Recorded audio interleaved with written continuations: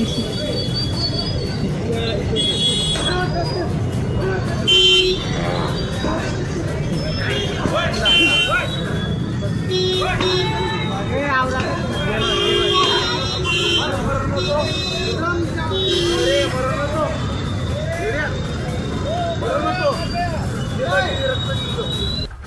दिनांक 8/7/25 रोजी साधारणतः 11:15च्या सुमारास त्रिमूर्ती चौक येथे दत्त मंदिराजवळ जे देशी दारू दुकान आहे त्याच्या समोरच दोन लोकांमध्ये मारपीट झाली आपसामध्ये। त्याच्यात मयत गणपत घारे यांना हॉस्पिटलमध्ये नेले असता तिथं त्यांचा मृत्यू घोषित करण्यात आलेला आहे।